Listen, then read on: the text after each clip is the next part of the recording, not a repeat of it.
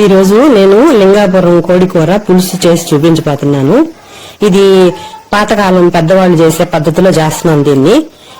ఈ కోడి గుడ్డు పెట్టే పెట్టకోడి, ఇది ఈ రోజు పెట్టే గుడ్డు. అది దాంట్లో రేపు ఎల్లుండి పెట్టే సన్న గుడ్లన్నీ ఉన్నాయి. మిగతా బాడీ పార్ట్లు, లివరు, అటువంటి పార్ట్లన్నీ ఉన్నాయి.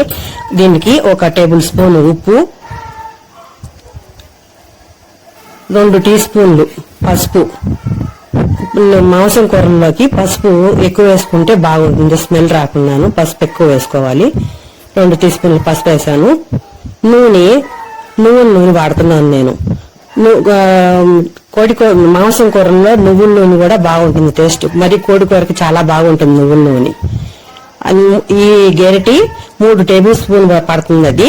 ఆ గెరిటితో నేను 3 గెరిటెలు నూనె వేశాను. కోడి దాంట్లో కొవ్వు బాగా ఉంది కాబట్టి నేను నూనె తగ్గిస్తున్నాను. లేకపోతే 6 గెరిటెలు నూనె వేసుకోవాలి ఈ కూరకి. మాంసం కూరల్లో నూనె ఎక్కువ వేసుకుంటే బాగుంటుంది టేస్ట్. దీన్ని ఇంకా దాంట్లో ఉండే సన్న గుడ్లు కూర కలిపినప్పుడు అవి నలిగిపోయి అదంతా కూర నిండా అయిపోయి అదొక రకమైన స్మెల్ వస్తా ఉంటుంది, కూర టేస్ట్ బాగోదు. అందుకని నేను తీసి పక్కన పెట్టాను దాన్ని. ఇప్పుడు స్టవ్ ఆన్ చేసుకొని ఈ పాత్ర స్టవ్ పైన పెట్టుకొని మనం ముందు వేసిన నూనె, ఉప్పు, పసుపు అంతా కూరకి బాగా పట్టేటట్టుగా బాగా కలుపుకోవాలి దాన్ని కూర అంతాను. దీంట్లో నేను వేరే మసాలాలు ఎక్కువ ఏమి వాడను. నేను కూరకి మసాలాలు వేయకుండా చేస్తాను ఈ కూర. పూర్వకాలం పెద్దవాళ్ళు రాయలసీమలో పెద్దవాళ్ళు ఇదే రకంగా కూర చేసుకునేవాళ్ళు, దీన్ని ఇట్లాగే వండుకునేవాళ్ళు. ఇట్లా వండుకుంటే మన హెల్త్ కి కూడా చాలా బాగుంటుంది మసాలాలు లేకుండా. ఇవన్నీ కోడిలో ఉండే బాడీ పార్ట్లు అవి. లివరు, రాళ్ల గుండికాయని ముక్కనికాయ కూడా అని అంటారు. ఇంకా వేరే ఊర్లలో ఇంకా వేరే పేర్లతో పిలుస్తా ఉంటారు. ఇవన్నీ మిగతా పార్ట్లన్నీ దాంట్లోనే ఉంచేశాను. సన్న గుడ్లు మాత్రం పగిలిపోతాయని తీసి పక్కన పెట్టాను. ఆ పెద్ద గుడ్డు కూడా తీసేశాను. అది పెంకు దాంట్లో ఉడకనిస్తే పెంకు సరిగా ఊడరాదు. ఈ రోజు పెట్టే గుడ్డు సరిగా పెంకు ఊడదు కాబట్టి ఆ గుడ్డు వేయలేదు, దాన్ని తీసి పక్కన పెట్టేశాను. ఇప్పుడు కూర అంతా బాగా కలుపుకొని మూత పెట్టి దాన్ని నీరు వచ్చే వరకు ఉడకాలి కూర. నేను దీంట్లో మసాలాలు ఏమి వాడను. మీరు మసాలాలు వేయలేదు ఇది ఏం కూర అనుకోవద్దు. ఇట్లా చేసి చూడండి, టేస్ట్ చాలా బాగుంటుంది ఈ విధంగా చేసుకుంటేను. ముందు అందరూ ఇట్లా చేసుకునేవాళ్ళు పెద్దవాళ్ళందరూ. ఇప్పుడు దానిపైన మూత పెట్టి దాంట్లో నీరు వస్తుంది. నీరు వచ్చి అదంతా ఎగిరిపోయే వరకు కూర బాగా ఉడకనివ్వాలి దాన్ని. ఇప్పుడు చూద్దాం ఒకసారి.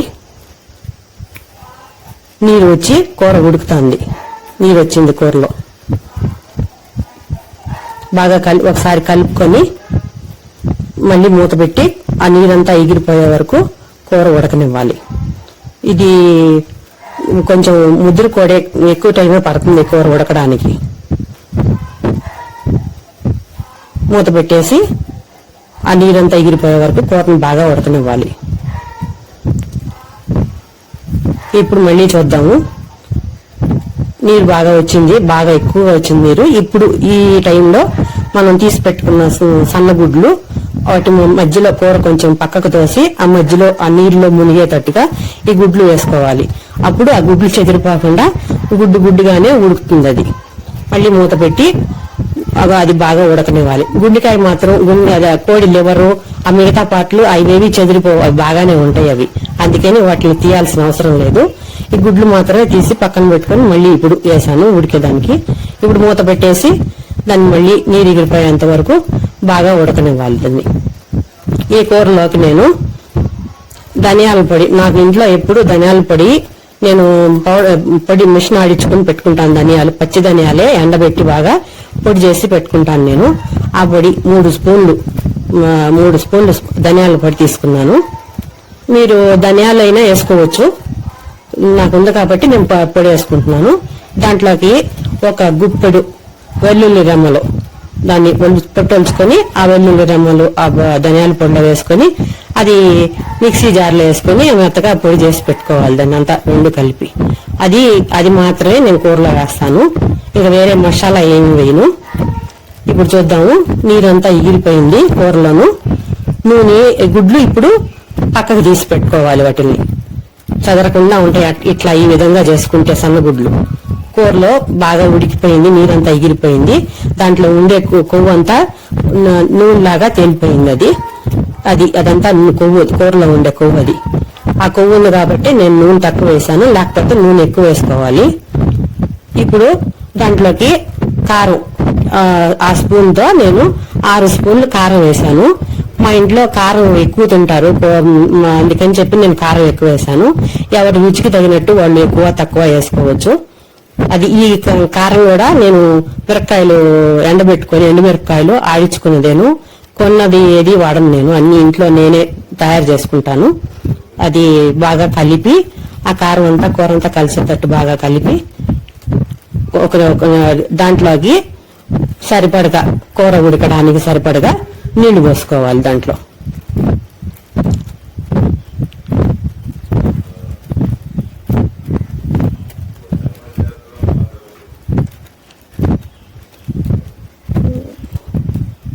ఆ నీళ్లు ఆ కూర మునిగేటట్లుగా నీళ్లు పోసుకోవాలి, ఉడకడానికి సరిపోయే విధంగా. లేత కోడి అయితే కొంచెం తక్కువ నీళ్లు పోసుకోవాలి, ముదురు కోడి అయితే కొంచెం నీళ్లు ఎక్కువ పోసుకోవాలి. ఇది ముదురు కోడి కాబట్టి నేను నీళ్లు ఎక్కువ పోసాను. నేను దీంట్లోకి మనం వంట చేసేటప్పుడు గరిటె స్టవ్ మీద పెడితే స్టవ్ అంతా జిడ్డుగా అయిపోతుంది, అసహ్యంగా తయారవుతుంది. అందుకని నేను గరిటె ఒక ప్లేట్ పెట్టుకుని దాంట్లో పెడతాను. ఇది ధనియాల పొడి, వెల్లుల్లిపాయలు నేను జార్లో వేసుకొని మిక్సీలో గ్రైండ్ చేసి పెట్టుకున్నాను. ఇప్పుడు ఒక స్పూను మిరియాల పొడి వేస్తున్నాను కూరలోకి. ఆ మిరియాల పొడి టేస్ట్ చాలా బాగుంటుంది కూరలోను. ఈ గుడ్లు ఇప్పుడు కూర బాగా ఉడికిన తర్వాత ఈ గుడ్లు కూడా దాంట్లో వేసేస్తే ఆ కారం కూడా మిరియాల పొడి, మిరప్పొడి, కారం అంతా గుడ్లకు కూడా పట్టుకుంటుంది. ఇంకా కూర ఉడికిన తర్వాత ఆ పులుసు చిక్కదనం చూసుకొని ధనియాలు, వెల్లుల్లిపాయ పొడి చేసుకున్నాం కదా, ఆ పొడి కూరలో వేసేసి బాగా కూర అంతా కలిసిపోయేటట్టు బాగా కలపాలి. ఇంతే, ఇంక వేరే మసాలాలు నేనేమి వాడను. ఇవే కూర, ఇట్లాగే కూర చేసేది. మసాలాలు తక్కువగా తింటే ఆరోగ్యానికి మంచిది, అందుకని మేము ఎక్కువ మసాలాలు వాడము. మసాలాలు చేసే కూరలు వేరే విధంగా చేస్తాను, ఈ కూర మాత్రం ఇట్లాగే చేస్తాం మేము. ఇది సంగటిలోకి మాత్రమే బాగుంటుంది కూర, అన్నంలోకి అంత టేస్ట్ ఉండదు. సంగటి కూర అని చెప్తారు దీన్ని. దోశలోకి కూడా ఇంకా సూపర్ గా ఉంటుంది. చపాతీలోకి, దోశలోకి, సంగటికి, ఇడ్లీకి, వడలకి ఈ కూర చాలా టేస్ట్ గా ఉంటుంది. అన్నంలోకి అంత టేస్ట్ అనిపించదు. అన్నంలోకి చేసే కూరలు వేరే విధంగా చేసుకోవాలి. ఈ కూర ఆ ధనియాల పొడి వేసినదంతా ఆ కూరకి పట్టేటట్టుగా ఒక 2 నిమిషాలు ఉడకనిచ్చి స్టవ్ ఆపేసుకోవాలి. ఇప్పుడు ఇది రాగి సంగటి నేను కరెంట్ కుక్కర్లో చేశాను. దాన్ని ముద్ద ఎట్లా చేసుకోవాలో చూపిస్తాను, చూడండి. ఇది నేను కృష్ణా జిల్లాలో పుట్టి పెరిగిన దాన్ని, నాకు ముందు తెలియదు ఇవన్నీ ఎట్లా చేయాలనేది. ఇక్కడ కడప జిల్లాలో పెళ్లి చేసుకుని ఇక్కడికి వచ్చిన తర్వాతే ఇవన్నీ నేర్చుకున్నాను నేను. ఇవన్నీ బాగా నాకు అలవాటు అయిపోయినాయి చేయడము. తినడం కూడా తెలియదు, అసలు కూడా చూడలేదు నేను ఎప్పుడు కూడా. రాగులు, సజ్జలు అనేవి ఇక్కడికి వచ్చినాక చూశాను నేను. ఇక్కడికి వచ్చినాక అవి తినడం అలవాటు చేసుకున్నాను. ఇప్పుడు నాకు అవి కూడా, ఇవంటే కూడా బాగా ఇష్టం నాకు. ఈ రాయలసీమ వంటలన్నా, సంగటన్నా, సజ్జలతో చేసిన వంటకాలైనా అన్ని ఇష్టమే. ఇట్లా ముద్ద చేసుకొని పెట్టుకుంటారు తినడానికి, అప్పుడు బాగుంటుంది. ఇంకా కూర, ఉడికిన కూర, మనం ముందు తయారు చేసుకున్న కూర దీంట్లోకి ప్లేట్లోకి పెట్టుకొని అది ఉడికిన గుడ్లు పక్కన తీసి 2-3 సార్లు పక్కన పెట్టుకుని ఉడకబెట్టుకునేసరికి ఆ గుడ్లు చెదిరిపోకుండా చాలా బాగున్నాయి చూసేదానికి. ఇంకా ఇవి కోడి బాడీ పార్ట్లు, లివరు, అవి ఏదైనా పార్ట్లు వేస్తున్నాను. ఇంకా వేసుకుని ఆ పులుసు ముక్కలో పెట్టుకుని ఆ సంగటి ముద్ద తీసుకొని దాన్ని ఆ పులుసులో నంచుకొని అద్దుకొని తింటే చాలా టేస్ట్ సూపర్ గా ఉంటుంది.